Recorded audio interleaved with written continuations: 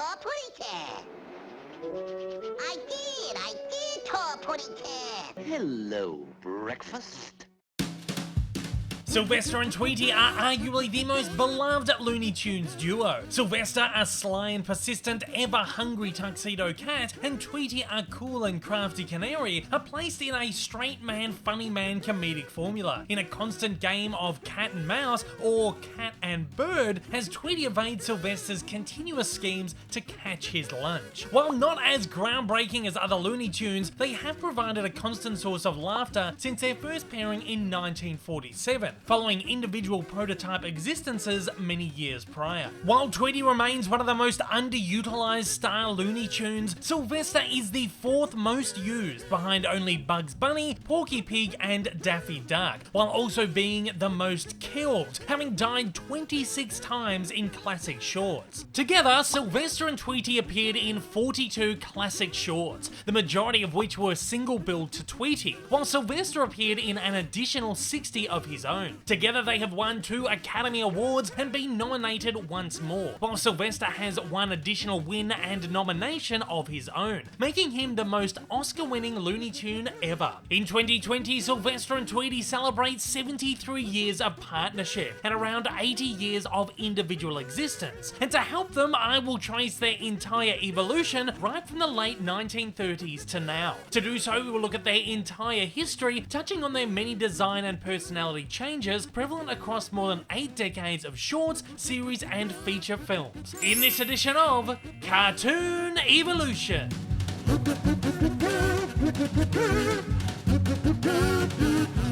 The late 1930s and early 1940s were tenacious times for the Schlesinger studio, as they continued producing cartoons for distribution by Warner Brothers. 4 standout characters had emerged during the period: Porky Pig, Daffy Duck, Elmer Fudd, and Bugs Bunny. And in the midst of World War II, the groundbreaking, zany, erratic, rambunctious, rebellious, and hyper-violent style of these Looney Tunes were winning audience favour over the incessantly cute and innocent nature of the Disney cartoons. At a time where most of Walt Disney's attention had been drawn towards feature animation instead of shorts, the Schlesinger studio found themselves a lucrative and unrivaled spot in the marketplace. Throughout this time, the studio was constantly introducing new characters to their roster of stars, rapidly outnumbering that on offer by Disney. The mid-40s saw the rise of such characters as Yosemite Sam, Pepe Le Pew, and Foghorn Leghorn, as well as the introduction of Tweety Bird and Sylvester the Cat. While the pair first appeared together in FRIZ FRELENG's 1947 short Tweety Pie, both had previously appeared in various prototype forms. The genesis of Sylvester can likely be traced to 1939 short Naughty But Mice, the debut for animator Chuck Jones's short-lived mouse character Sniffles. In the short, Sniffles is tormented by a hungry, unnamed black and white cat. Despite his coat colouring, this character bore very little similarity to the one we know and love today, taking on a more realistic design with yellow eyes and pink flesh-toned paws. He's also mute and has a mean-spirited, if not evil, disposition.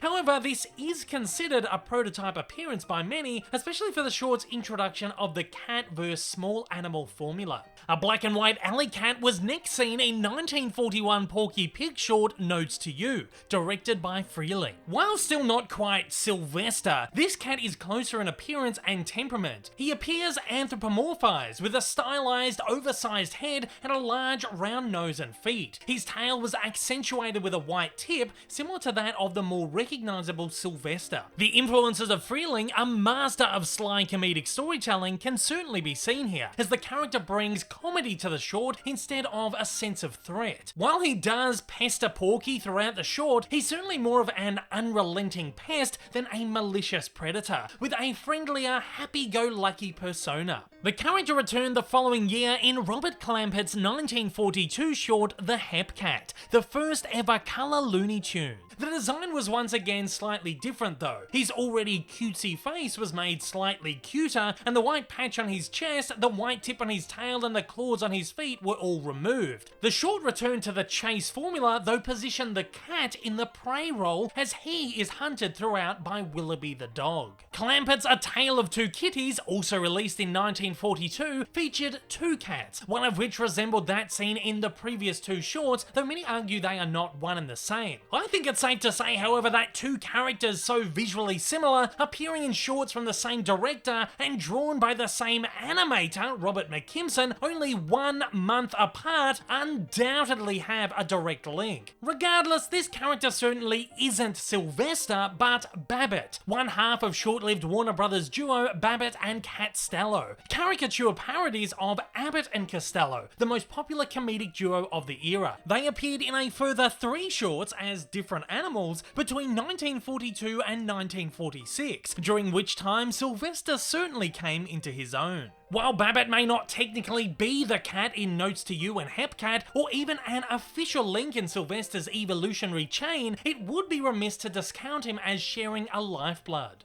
Tale of Two Kitties, however, is most notable for introducing Tweety Bird, or as he was known on studio model sheets, Orson, likely sharing direct lineage with a similar Orson who appeared in another of Clampett's shorts earlier that year, Wacky Blackout. Here, he appears in a design not too dissimilar to that which would become his standard, apparently based on a photo of Clampett as a baby. All the classic features were there. Small pear-shaped body, large round head with protruding hairs, and oversized feet. He was, however, depicted as a featherless newborn chick. His eyes were also drawn with 2 small black pupils instead of the large blue ones that would later become a trademark. It's also clear that Orson is wild, not domesticated. Personality-wise, Orson shares very little in common with the later Tweety. While remaining somewhat feisty, sardonic, and cunning in later years, this particular iteration was more ill-tempered, mean-spirited, and maniacal, constantly foiling the calculated plans of Babbitt and Costello with psychotic violence, enjoying every moment of their pain. This highly aggressive personality is said to have been inspired by Junior, the mean whittle kid, one of the characters on comedian Red Skelton's radio show.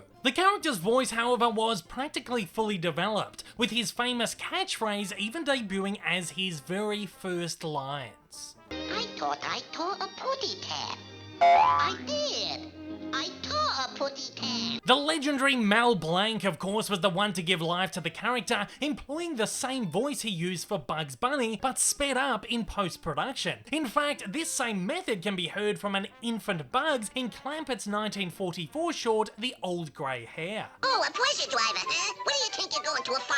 While often overlooked as a proto-Sylvester, Freleng's 1943 short Fifth Column Mouse returned to the cat scene in 1939's Naughty But Mice, perhaps because the design for the alley cat scene in Notes and Hepcat was now being used for Babbitt. Appearing in almost the same design, except for longer, sharper front teeth and a slightly more anthropomorphized nature, the character appears with a similarly menacing personality, as he takes on an army of mice with the added ability of speech. In turn, this short shows an early example of the Sylvester and Tweety formula, with the cat's attempts to menace his rivals constantly outsmarted and one-upped. Filled with the kind of brilliant slapstick gag work that would spill into the later shorts, this was likely an attempt to emulate the MGM Tom and Jerry shorts, which had risen to enormous popularity over the last 3 years. Due to immense popularity owing to his cute exterior and feisty interior, Clampett's Bird re-emerged the following year in his 1944 short Birdie and the Beast, the first to officially christen him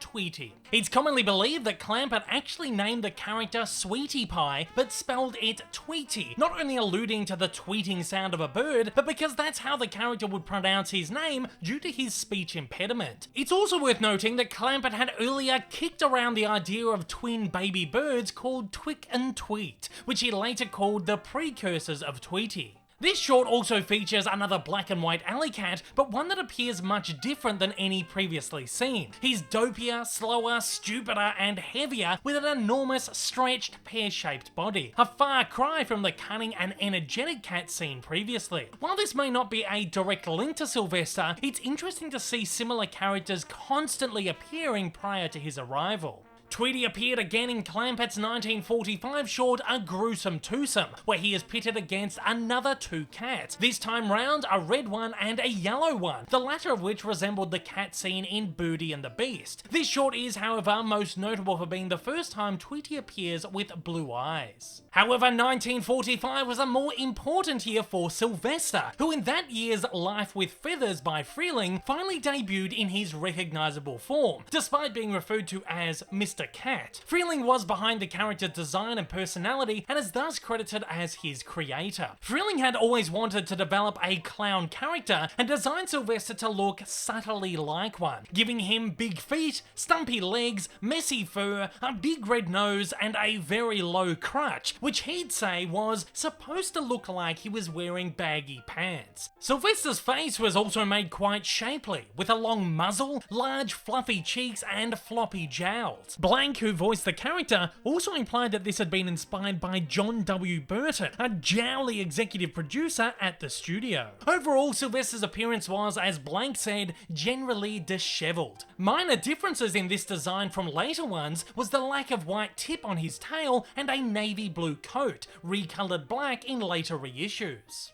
Personality-wise, while the character showed signs of his famous pride and persistence, he appeared less hostile, spending the short preventing a bird from committing suicide instead of trying to eat him. Blank insisted over the years that Sylvester was the easiest character for him to play due to his voice being close to his own. In fact, as a matter of coincidence, Blank had previously voiced a character named Sylvester on CBS's Judy Canova radio show using a very similar voice. Just as Tweety's catchphrase was first heard in his debut, Sylvester's was first heard in his. Suffering succotash! This was a non-profane way of exclaiming "Suffering Saviour." In fact, Suffering Succotash was so popular it actually replaced Suffering Saviour in popular usage. Just as Tweety's voice was a sped-up iteration of Bugs's, Sylvester's was essentially an unsped iteration of Daffy's. I swallowed the bird.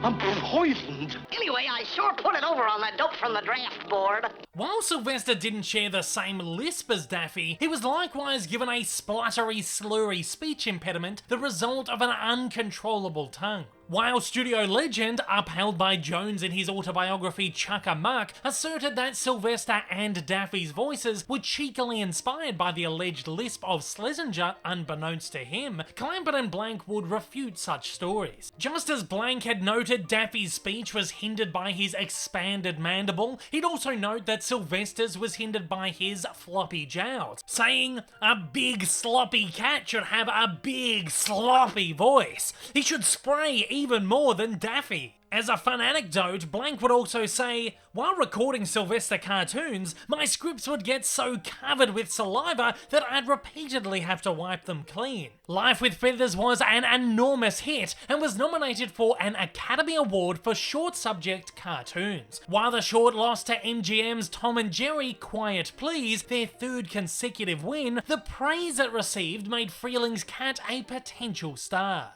Later that year, FRELENG revisited his character in Peck Up Your Troubles. Here, he was pitted against an irritating woodpecker, and going to all lengths to end his incessant pecking, Sylvester's hostile side was brought to life for the first time. A recurring theme in later shorts, his schemes backfiring on him, also emerged. Here, he appeared visually the same, but with a black coat. The short is also notable for featuring the first appearance of Hector the Bulldog, later a recurring foil of Sylvester.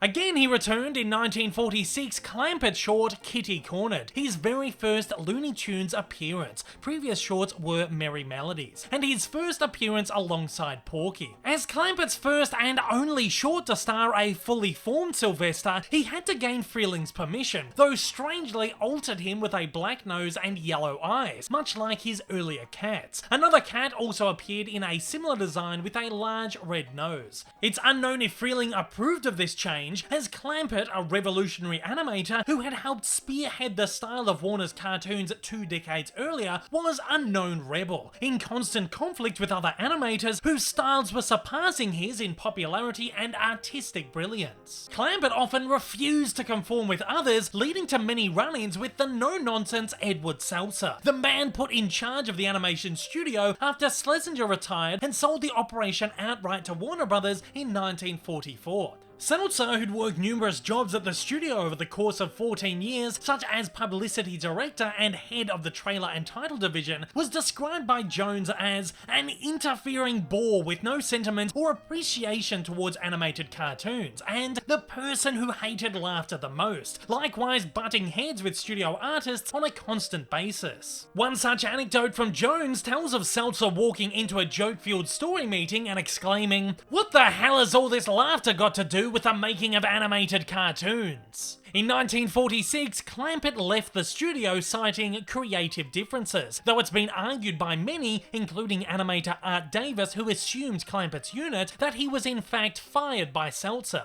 Clampett left a number of unfinished productions behind, many of which Davis continued, though one production was famously abandoned.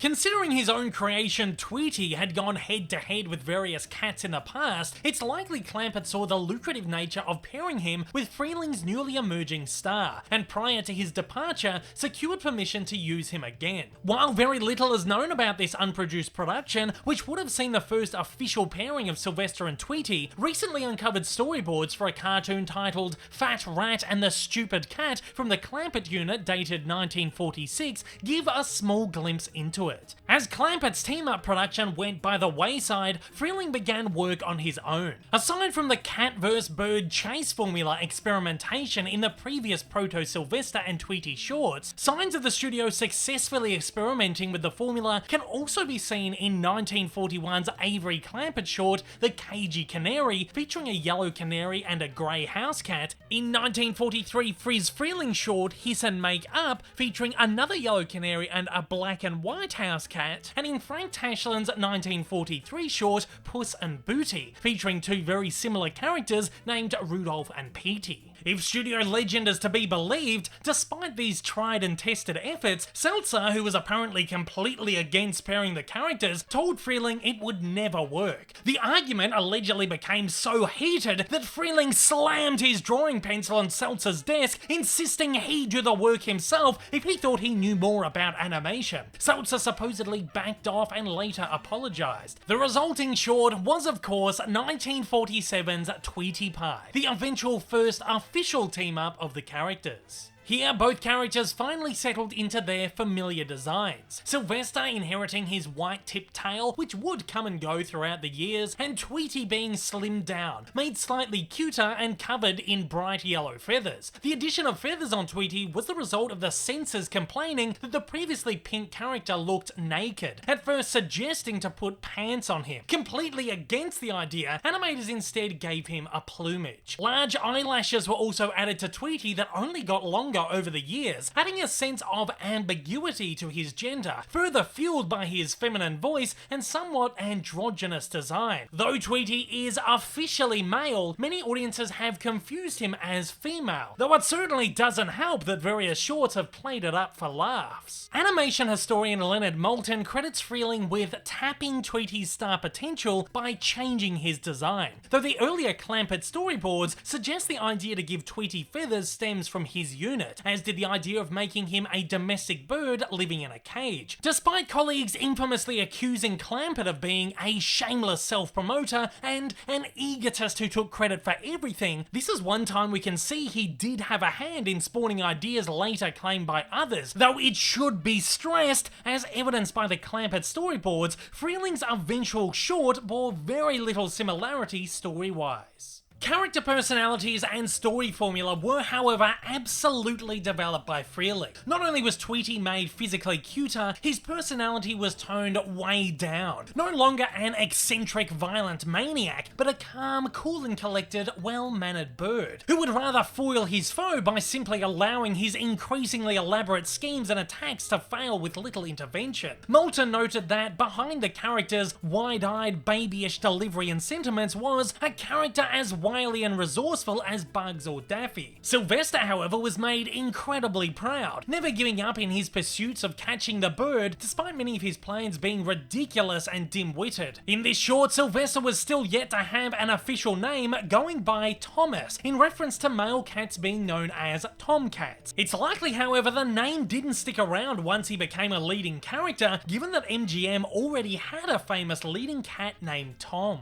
Despite Seltzer's disinterest in a team-up cartoon, Tweety Pie went on to win that year's Academy Award for Best Short Subject Cartoon, not only preventing Tom and Jerry from running away with a 5th consecutive win, but pulling in the studio's first ever Academy Award, which was, of course, graciously accepted by Seltzer, much to the irritation of the artists, though to his credit, he did acknowledge FRELENG and the studio staff in his speech. The win instantly solidified the characters as staples of the studio's roster, and while other directors went to work on various shorts starring the still unnamed Sylvester, FRELENG instead went into production on a second team-up short. 1948's I Tore a Putty Tat, released less than 12 months later, was a remake of the earlier 1943 Tashlin short Puss and Booty, featuring the generic cat and bird characters. In Putty Tat, Tweety appears slightly more aggressive than previously, though in following shorts he was continually toned down and cutened. 1948 was also the year the cat was finally christened officially, in Chuck Jones's Scaredy Cat. To find a name, Jones and team looked to the scientific Latin term for wild cat, Felis sylvestris, and thus Sylvester was born.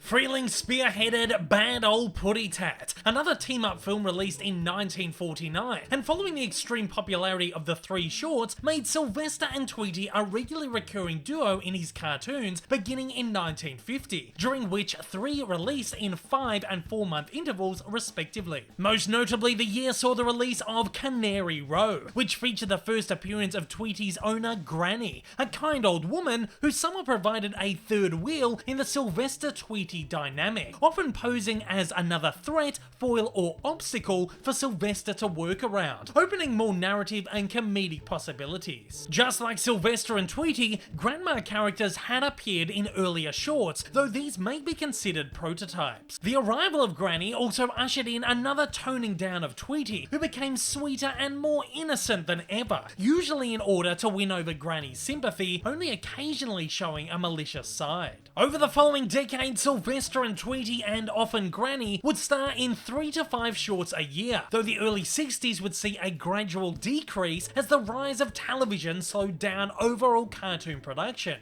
Throughout the golden age of animation, Sylvester and Tweety appeared in a total of 43 shorts together, with their designs pretty much settling in place pretty quickly. 1957's Birds Anonymous won another Academy Award for the duo, while a third, 1954's Sandy Claus, was nominated for one. Other series highlights include the likes of 1960's Hide and Go Tweet, 1951's Tweety's SOS, 1953's Catty Cornered, and 1954's Dog Pounded, all mostly relying on the same formula or variants of. Moulton referred to the shorts as being hinged on a one-note relationship, seldom innovative but usually enjoyable. But that's certainly all part of the fun. Innovation wasn't needed. This was a series that worked because of its formula, one that thankfully never really found itself watered down over time like so many others. FRELENG credited the fun of the show as being what happened to Sylvester, though Moulton called Tweety the delight of the films. It's clear, however, for these shorts to work, one needed the other. A funny guy is only as good as his straight guy. All of the classic shorts starring Sylvester and Tweety were directed by FRELENG, bar one, 1964's Hawaiian Ai, directed by Jerry Chinicki. This was the final Merry Melodies and third last overall cartoon produced by the Warner Brothers Cartoon Studio, before they closed down and outsourced their animation to DePatie FRELENG Enterprises, buckling under pressure from the ever-growing dominance of television over cinemas. While character designs remained the same, the cheaper, limited nature of the animation over the last 7 or 8 years gave them a more angular, rougher look. The short marked their final paired appearance in the golden age of animation, and Tweety's final altogether.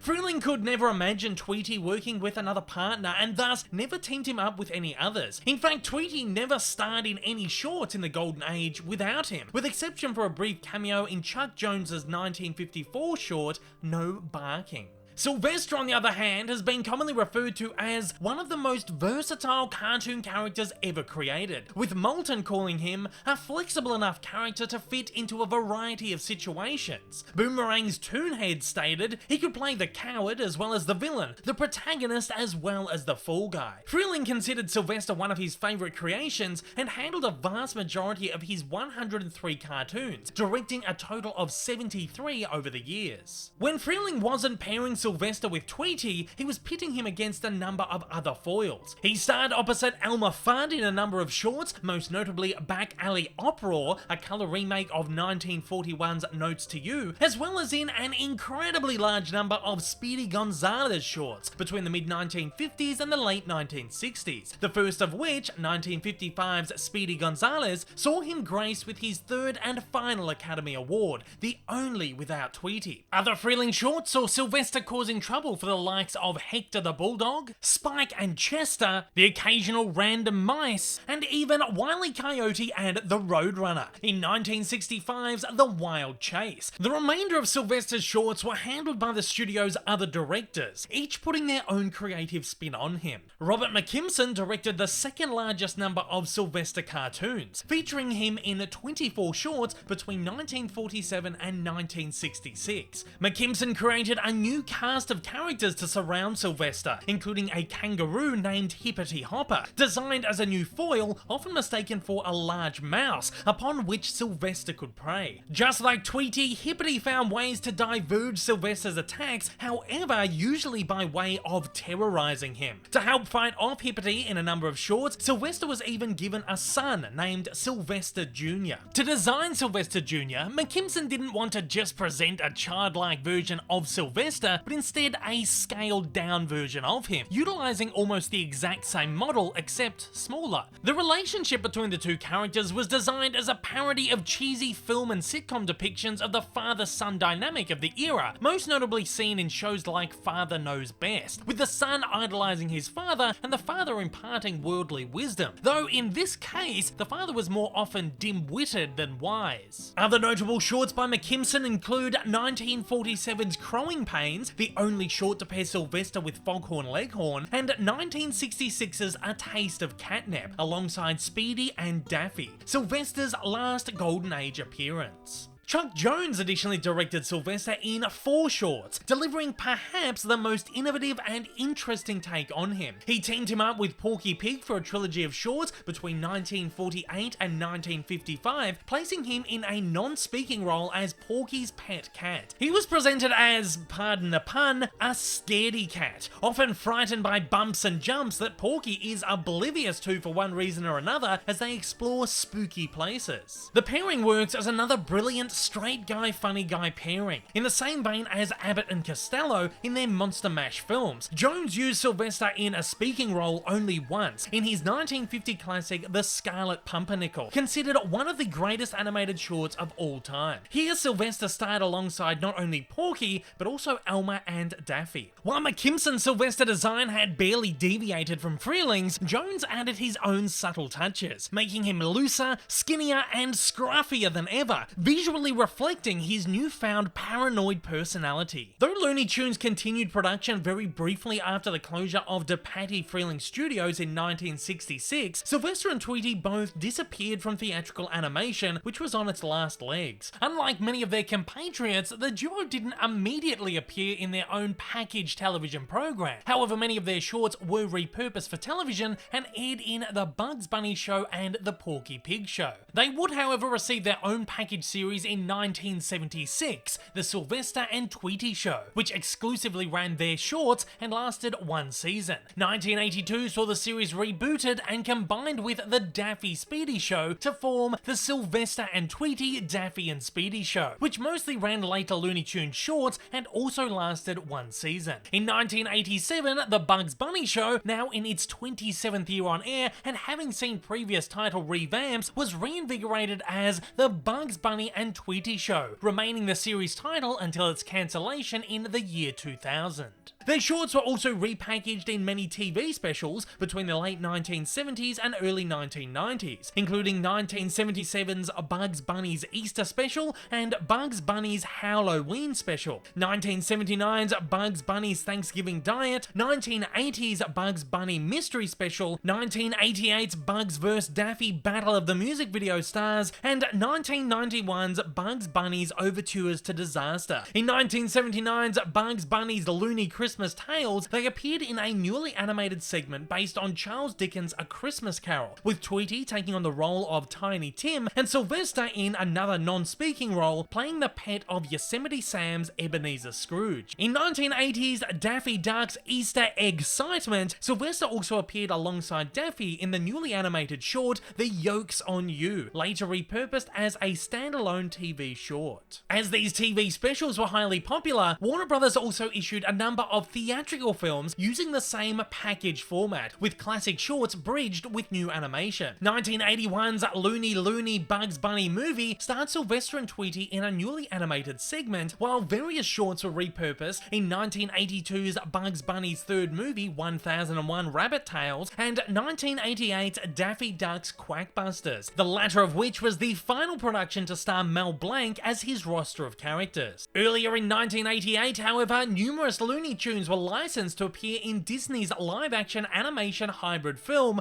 Who Framed Roger Rabbit. Both Sylvester and Tweety appeared amongst the toon lineup at film's end, though Tweety also got his own time to shine, reenacting a classic gag from 1942's A Tale of Two Kitties. Both Sylvester and Tweety appeared regularly in 1990 television series Tiny Toon Adventures, where they also served as the inspiration for characters Sweetie Pie and Furball, and sporadically in 1993 spin-off series The Animaniacs. Additionally, throughout the 90s, they appeared in a number of revival shorts, designed to return Warner's characters to theatrical shorts for the first time since the 1960s. 1995's Carrot Blanca, a spoof of Warner's classic 1942 film Casablanca, saw Tweety take on the role of Yusmarty, a parody of Peter Lorre's Ugarte, and Sylvester in the role of Sylvester Slaslo, a parody of Paul Henreid's Victor Laszlo. In 1996's Superior Dark, one of the last productions directed by Jones, Tweety briefly appeared alongside Daffy, and in 1997's Father of the Bird, Jones's final production as producer, Sylvester appeared in a role similar to his in Life with Feathers, finding himself trying to save a small bird from certain death. In 1995, the Sylvester and Tweety Mysteries debuted on Kids WB. Designed as a noir-inspired murder mystery serial, it saw Sylvester, Tweety, Granny, and Hector solving mysteries through their own detective agency. The series is one of few times Sylvester and Tweety are ever depicted as being somewhat friendly, though Sylvester still often gives into his instincts and attempts to eat Tweety. As per usual, Tweety usually foils his plots craftily, though Hector takes on the role of Tweety's bodyguard and often takes care of Sylvester himself. The series depicted the characters in familiar designs and featured cameo appearances by Orson, the proto-Tweety, and Babbitt and Costello. The series ran for 52 22-minute episodes across 5 seasons between 1995 and 2000, though the final 2 episodes went unaired until they finally screened on Cartoon Network in 2002. Additionally, released in 2000 was 70-minute direct-to-video movie Tweety's High-Flying Adventure, a spoof of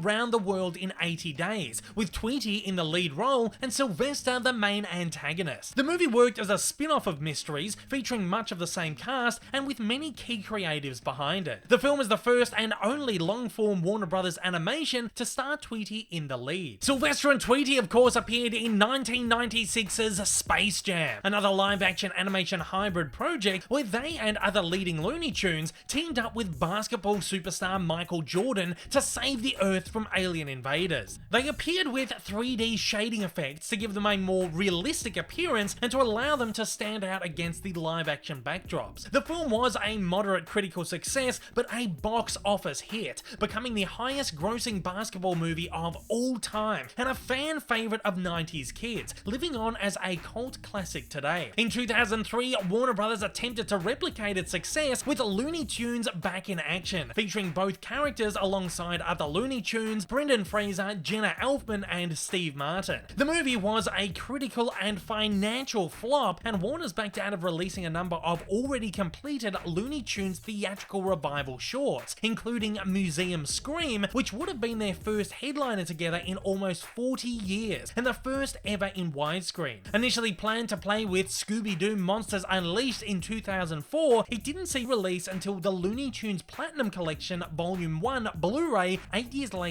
in 2011. The pair continued to be featured on TV in the early 2000s. 2001's Baby Looney Tunes featured them in baby-fied designs, and numerous episodes of Lunatics Unleashed, airing between 2006 and 2007, introduced their future descendants, the villainous Sylvester in a Darth Vader-esque role, and his adversary, the Royal Tweetums, who continuously derailed his schemes. They also starred in 2006 straight-to-home media feature Bah Humduck, A Looney Tunes Christmas, another retelling of Christmas Carol, where Sylvester was presented in the Jacob Marley role, and Tweety as one of the ghosts of Christmas past with Granny. It featured simplified animation designs due to a low budget and internationally outsourced animation. Likewise, the characters appeared in a series of webtoons, with even simpler flash animation, which were released sporadically throughout the early to mid 2000s, including Twick or Tweety, Full Metal Racket, and numerous installments of Toon Marooned, Mysterious Phenomena of the Unexplained, and Judge Granny. 2011 saw the release of I TAWA PUTTY, one of a handful of revival shorts released in attempt to capitalize on the then new 3D fad. Attached to the theatrical release of Happy Feet 2, Putty Tat not only marked their first theatrical short together in almost 50 years, but also their first ever appearances in both 3D and computer animation. The short used archival recordings of Mel Blanc, taken from his 1950 novelty song of the same name.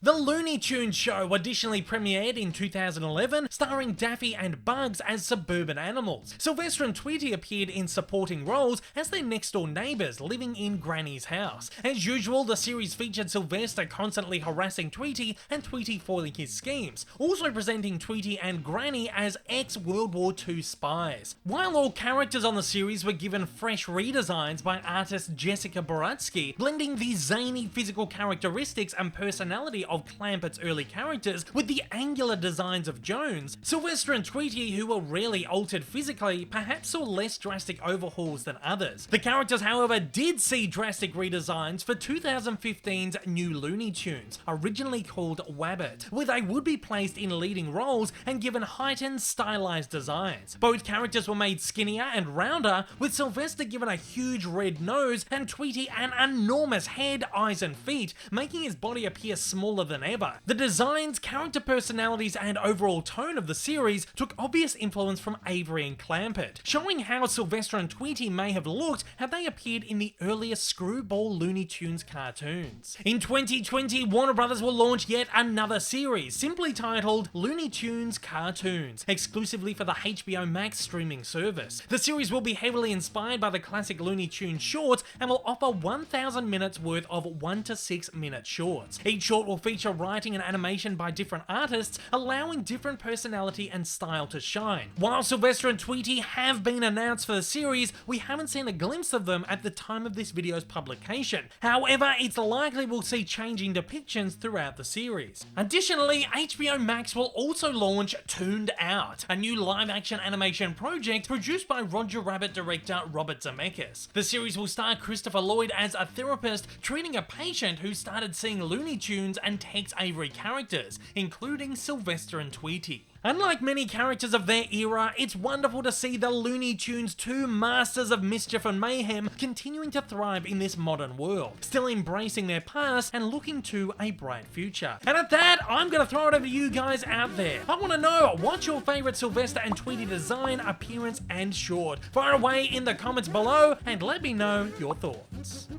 If this is your first time viewing one of my videos and you'd like to see more like it in the future, then please don't forget to hit that big old subscribe button up on your screen, as well as that like button down below for that little extra support. Also, don't forget to check me out on social media, and please consider supporting me over on Patreon. Thanks for watching and have a fantastic day.